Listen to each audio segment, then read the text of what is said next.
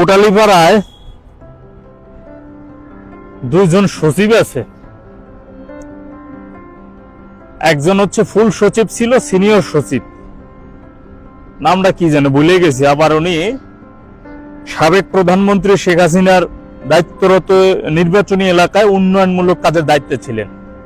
আর একজন সচিব ছিলেন নৌ পরিবহন মন্ত্রণালয়, জনাব শাহজাহান খান এপিএস, একজন ব্রিগেডিয়ার ছিলেন।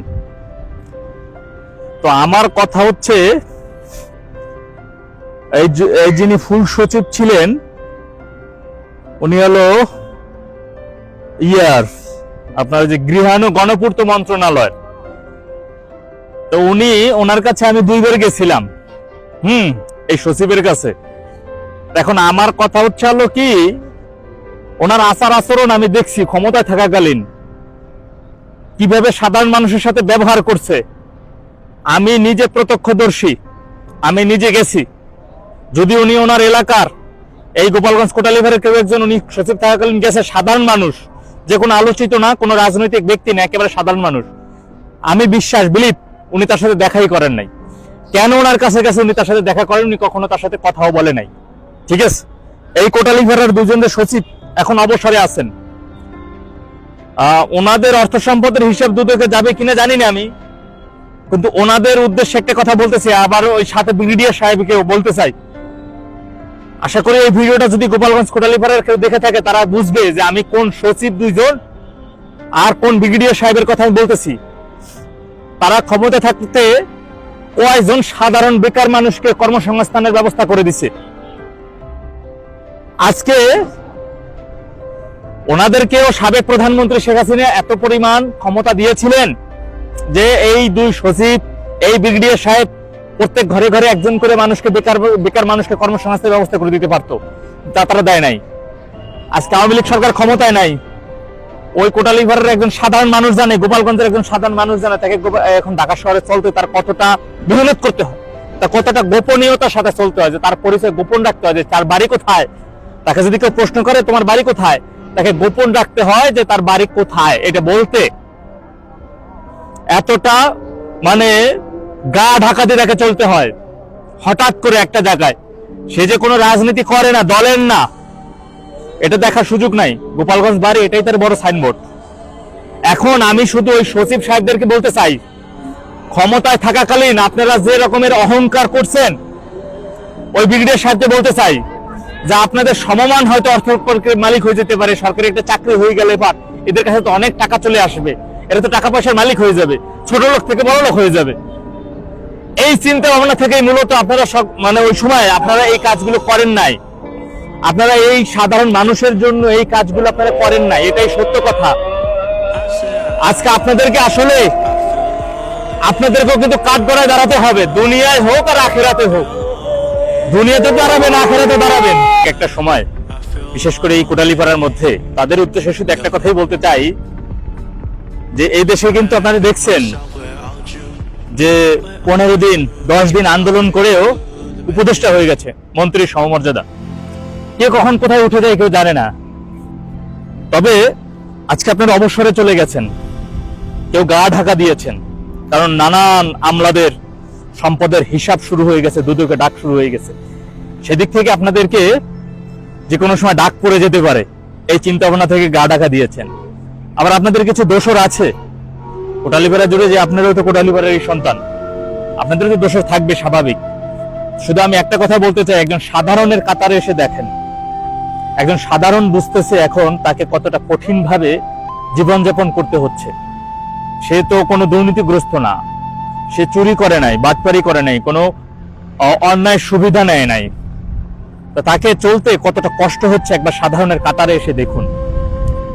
কেন বলি, আপনার আখিরাতেও আপনাদেরকে কঠিন জবাবদিহিতার সামনে যেতে হবে। এই 2 সচিব, ব্রিগেডিয়ার সাহেব, আপনাদেরকে আখিরাতে কঠিন ভাবে আপনাদেরকে দাঁড়াতে হবে। এই কারণেই মহান রব্বুল আলামিন আপনাদেরকে অনেক ইজ্জত দিয়েছিলেন, অনেক সম্মান দিয়েছিলেন, ক্ষমতা দিয়েছিলেন।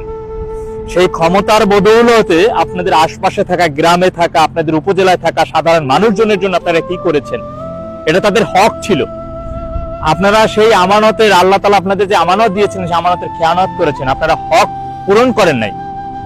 মনে রাখবেন, ওই সৌদি আরব একজন ফকির আছে, সেই ফকিরকে দান খয়রাত করলেন, এটা মূল কথা না।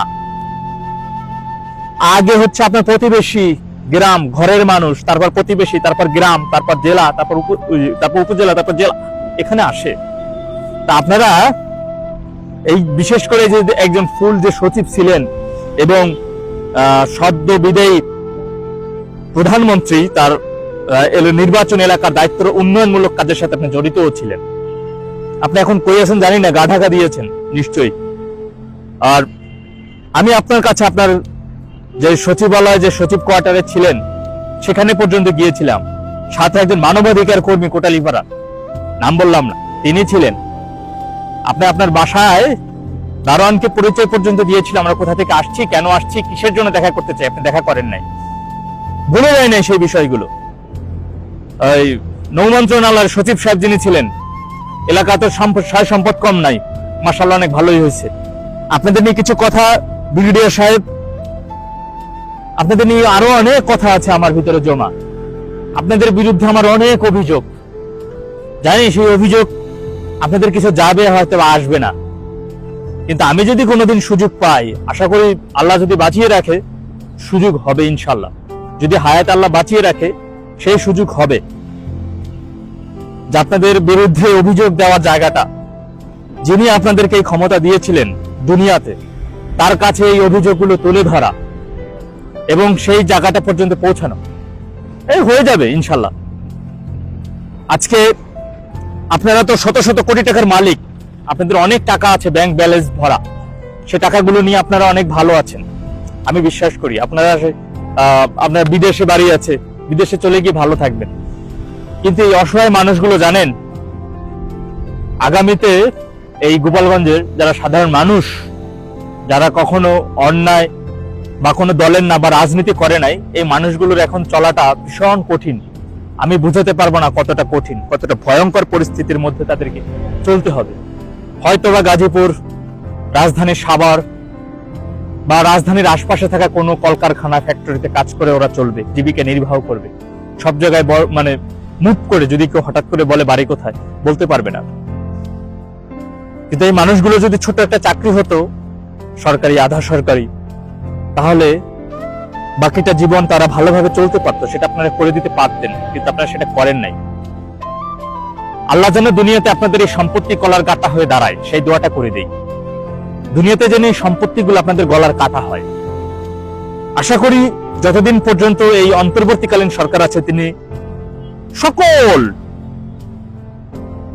বিদায়ী আমলাদের, গত সরকারের আমলে বিদায়ী যে সকল আমলারা সচিব, উপসচিব, যুগ্ম সচিব ছিলেন, তাদের সব সম্পত্তিরই করায়গণ্ডে হিসাব নেবেন, খুঁজে খুঁজে বের করে। আশা করি সেটা, আর এটা হওয়া উচিত, যাতে যেমন গলার কাটা হয়। আপনাদের কিছু দুনিয়াতে কিছু বোঝার দরকার আছে, এটাই। ভালো থাকেন।